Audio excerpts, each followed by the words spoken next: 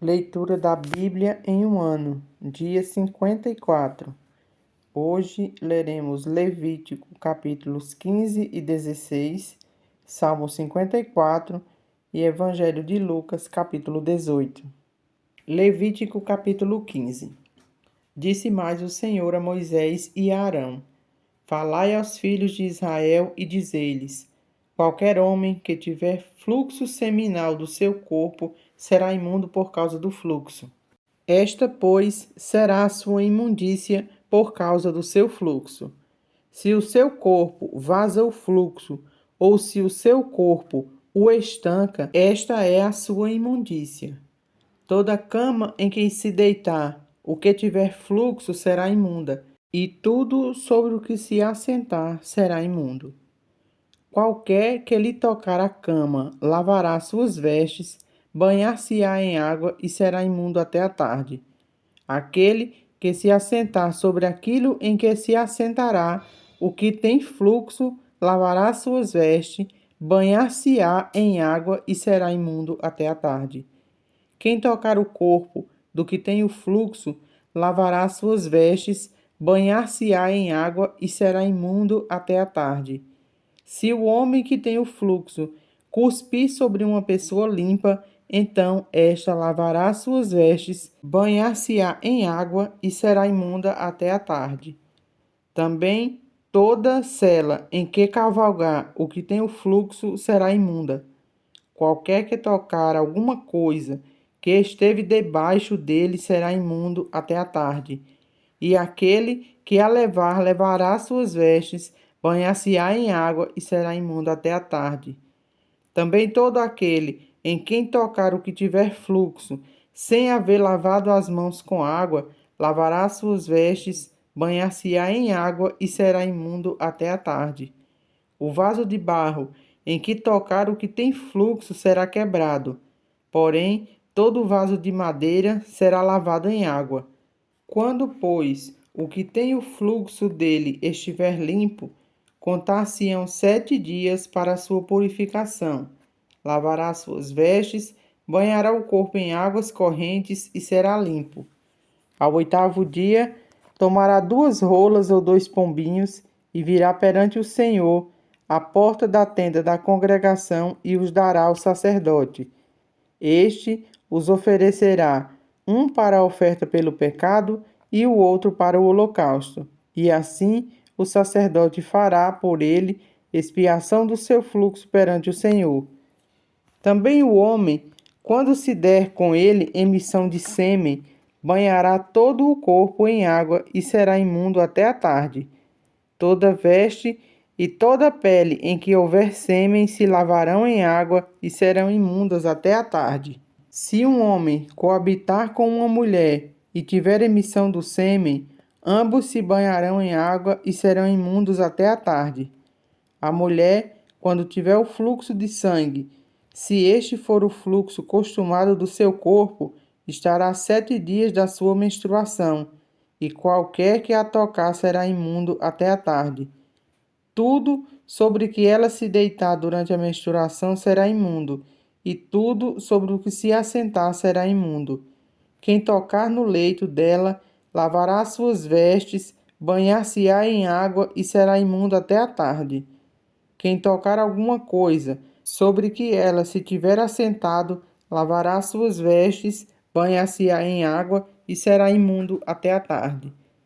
Também, quem tocar alguma coisa que estiver sobre a cama ou sobre aquilo em que ela se assentou, este será imundo até a tarde. Se um homem coabitar com ela e sua menstruação estiver sobre ele, será imundo por 7 dias, e toda cama sobre que ele se deitar será imunda. Também a mulher, quando manar fluxo do seu sangue por muitos dias fora do tempo da sua menstruação, ou quando tiver fluxo de sangue por mais tempo do que o costumado, todos os dias do fluxo será imunda, como nos dias da sua menstruação. Toda cama que se deitar durante os dias do seu fluxo, ser-lhe-á como a cama da menstruação, e toda coisa sobre que se assentar será imunda, conforme a impureza da sua menstruação. Quem tocar estas será imundo. Portanto, lavará as suas vestes, banhar-se-á em água e será imundo até a tarde. Porém, quando lhe cessar o fluxo, então se contarão 7 dias, e depois será limpa. Ao 8º dia, tomará 2 rolas ou 2 pombinhos, e os trará ao sacerdote à porta da tenda da congregação. Então, o sacerdote oferecerá um para a oferta pelo pecado e o outro para o holocausto, e o sacerdote fará por ela expiação do fluxo de sua impureza perante o Senhor. Assim, separareis os filhos de Israel de suas impurezas, para que não morram nelas ao contaminarem o meu tabernáculo que está no meio deles. Esta é a lei daquele que tem o fluxo, e daquele com quem se dá a emissão do sêmen e que fica por ela imundo, e também da mulher passível da sua menstruação, e daquele que tem o fluxo, seja homem ou mulher, e do homem que se deita com mulher imunda. Levítico capítulo 16. Falou o Senhor a Moisés, depois que morreram os 2 filhos de Arão, tendo chegado aqueles diante do Senhor. Então disse o Senhor a Moisés: Dize a Arão, teu irmão, que não me entre no santuário em todo o tempo, para dentro do véu, diante do propiciatório que está sobre a arca, para que não morra, porque aparecerei na nuvem sobre o propiciatório. Entrará Arão no santuário com isto: um novilho para a oferta pelo pecado e um carneiro para o holocausto. Vestirá ele a túnica de linho sagrada, terá as calças de linho sobre a pele, cingir-se-á com um cinto de linho e se cobrirá com a mitra de linho. São estas as vestes sagradas. Banhará o seu corpo em água e então as vestirá. Da congregação dos filhos de Israel tomará 2 bodes para a oferta pelo pecado e um carneiro para o holocausto. Arão trará o novilho da sua oferta pelo pecado e fará expiação por si e pela sua casa. Também tomará ambos os bodes e os porá perante o Senhor, à porta da tenda da congregação. Lançará sorte sobre os 2 bodes, uma para o Senhor e a outra para o bode emissário. Arão fará chegar o bode sobre o qual cair a sorte para o Senhor e o oferecerá por oferta pelo pecado. Mas o bode sobre que cair a sorte para o bode emissário será apresentado vivo perante o Senhor, para fazer expiação por meio dele e enviá-lo ao deserto como bode emissário. Arão fará chegar o novilho da sua oferta pelo pecado e fará expiação por si e pela sua casa. Imolará o novilho da sua oferta pelo pecado. Tomará também de sobre o altar o incensário cheio de brasas de fogo diante do Senhor e dos punhados de incenso aromático bem moído e o trará para dentro do véu. Porá o incenso sobre o fogo perante o Senhor, para que a nuvem do incenso cubra o propiciatório, que está sobre o testemunho, para que não morra. Tomará o sangue do novilho e com o dedo o aspergirá sobre a frente do propiciatório, e diante do propiciatório aspergirá 7 vezes o sangue com o dedo. Depois imolará o bode da oferta pelo pecado, que será para o povo, e trará o seu sangue para dentro do véu. E fará com o seu sangue como fez com o sangue do novilho, aspergi-lo-á no propiciatório e também diante dele. Assim fará expiação pelo santuário por causa das impurezas dos filhos de Israel e das suas transgressões e de todos os seus pecados. Da mesma sorte, fará pela tenda da congregação que está com eles no meio das suas impurezas. Nenhum homem estará na tenda da congregação quando ele entrar para fazer propiciação no santuário, até que ele saia, depois de feita a expiação por si mesmo e pela sua casa e por toda a congregação de Israel. Então sairá ao altar que está perante o Senhor e fará expiação por ele. Tomará do sangue do novilho e do sangue do bode e o porá sobre os chifres do altar ao redor. Do sangue aspergirá com o dedo 7 vezes sobre o altar e o purificará e o santificará das impurezas dos filhos de Israel. Havendo, pois, acabado de fazer expiação pelo santuário, pela tenda da congregação e pelo altar, então fará chegar o bode vivo. Arão porá ambas as mãos sobre a cabeça do bode vivo e sobre ele confessará todas as iniquidades dos filhos de Israel, todas as suas transgressões e todos os seus pecados, e os porá sobre a cabeça do bode e enviá-lo-á ao deserto, pela mão de um homem à disposição para isso. Assim, aquele bode levará sobre si todas as iniquidades deles para a terra solitária, e o homem soltará o bode no deserto. Depois, Arão virá à tenda da congregação e despirá as vestes de linho que havia usado quando entra no santuário, e ali as deixará. Banhará o seu corpo com água no lugar santo e porá as suas vestes. Então sairá e oferecerá o seu holocausto e o holocausto do povo, e fará expiação por si e pelo povo. Também queimará a gordura da oferta pelo pecado sobre o altar. E aquele que tiver levado o bode emissário lavará suas vestes, banhará o seu corpo em água e depois entrará no arraial. Mas o novilho e o bode da oferta pelo pecado, cujo sangue foi trazido para fazer expiação no santuário, serão levados fora do arraial. Porém, as suas peles e a sua carne e o seu excremento se queimarão. Aquele que o queimar lavará suas vestes, banhará o seu corpo em água e depois entrará no arraial. Isto vos será por estatuto perpétuo.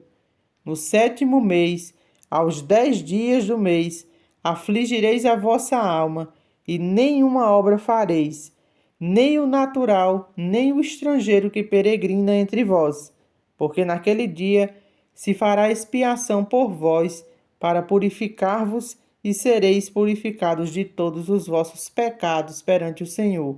É sábado de descanso solene para vós outros, e afligireis a vossa alma.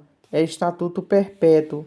Quem for ungido e consagrado para oficiar como sacerdote, no lugar de seu pai, fará expiação. Havendo posto as vestes de linho, as vestes santas, fará expiação pelo santuário, pela tenda da congregação e pelo altar. Também a fará pelos sacerdotes e por todo o povo da congregação. Isso vos será por estatuto perpétuo, para fazer expiação uma vez por ano pelos filhos de Israel, por causa dos seus pecados. E fez Arão como o Senhor ordenara a Moisés. Salmo 54. Apelo para o socorro divino. Ó Deus, salva-me pelo teu nome, e faze-me justiça pelo teu poder. Escuta, ó Deus, a minha oração, dá ouvidos às palavras da minha boca, pois contra mim se levantam os insolentes, e os violentos procuram tirar minha vida. Não tem Deus diante de si. Eis que Deus é o meu ajudador, o Senhor é quem me sustenta a vida. Ele retribuirá o mal aos meus opressores, por tua fidelidade dá cabo deles. Oferecer-te-ei voluntariamente sacrifícios. Louvarei o teu nome, ó Senhor, porque é bom. Pois me livrou de todas as tribulações, e os meus olhos se enchem com a ruína dos meus inimigos. Lucas capítulo 18. Disse-lhe Jesus uma parábola sobre o dever de orar sempre e nunca esmorecer. Havia em certa cidade um juiz que não temia a Deus, nem respeitava homem algum. Havia também naquela mesma cidade uma viúva que vinha ter com ele dizendo: julga a minha causa contra o meu adversário. Ele, por algum tempo, não a quis atender, Mas depois disse consigo: bem que eu não temo a Deus, nem respeito a homem algum. Todavia, como esta viúva me importuna, julgarei a sua causa, para não suceder que, por fim, venha a molestar-me. Então disse o Senhor: considerai no que diz esse juiz iníquo. Não fará Deus justiça aos seus escolhidos, que a ele clamam dia e noite, embora pareça demorado em defendê-los? Digo-vos que depressa lhes fará justiça. Contudo, quando vier o Filho do Homem, achará porventura fé na terra? Propôs também esta parábola a alguns que confiavam em si mesmos, por se considerarem justos e desprezavam os outros. 2 homens subiram ao templo com o propósito de orar, um fariseu e o outro publicano. O fariseu, posto em pé, orava de si para si mesmo, desta forma: ó Deus, graças te dou porque não sou como os demais homens, roubadores, injustos e adúlteros, nem ainda como este publicano. Jejuo 2 vezes por semana e dou o dízimo de tudo quanto ganho.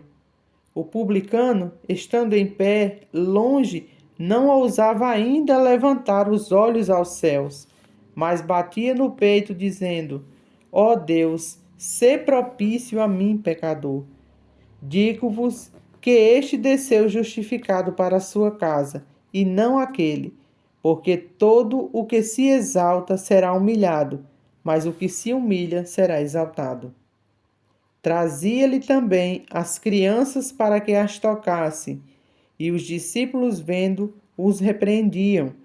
Jesus, porém, chamando-as para junto de si, ordenou: deixai vir a mim os pequeninos, e não os embaraceis, porque dos tais é o reino de Deus.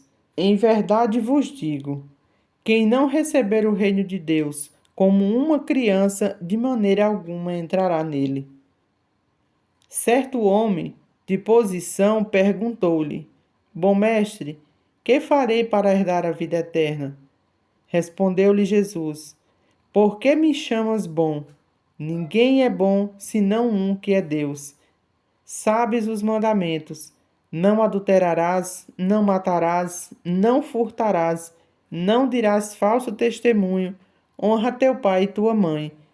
Replicou ele: tudo isto tenho observado desde a minha juventude. Ouvindo-o, Jesus disse-lhe: uma coisa ainda te falta. Vende tudo o que tens, dá aos pobres e terás um tesouro nos céus.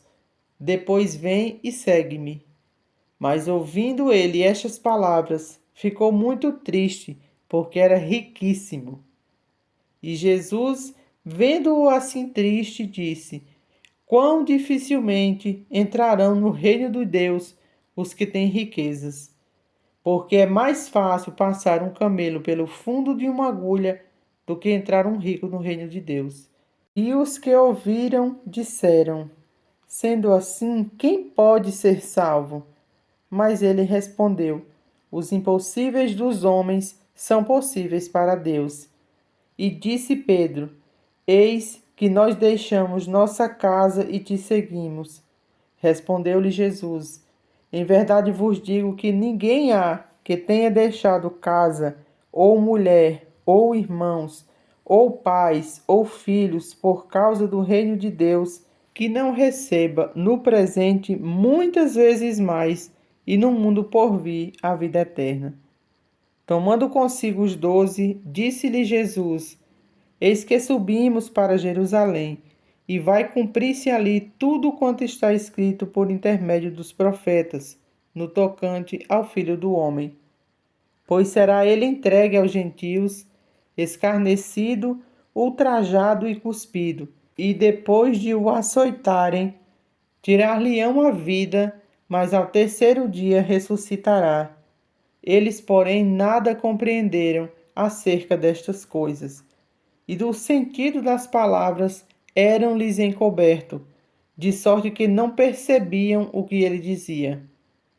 Aconteceu que, ao aproximar-se ele de Jericó, estava um cego assentado à beira do caminho, pedindo esmolas, e ouvindo o tropel da multidão que passava, perguntou o que era aquilo. Anunciaram-lhe que passava Jesus, o Nazareno. Então ele clamou: Jesus, filho de Davi, tem compaixão de mim. E os que iam na frente o repreendiam para que se calasse. Ele, porém, cada vez mais gritava: Filho de Davi, tem misericórdia de mim. Então parou Jesus e mandou que lhe o trouxessem. E tendo ele chegado, perguntou-lhe: O que queres que te faça? Respondeu ele: Senhor, que eu torne a ver. Então Jesus lhe disse: Recupera a tua vista, a tua fé te salvou. Imediatamente tornou a ver e seguia-o glorificando a Deus. Também todo o povo, vendo isto, dava louvores a Deus.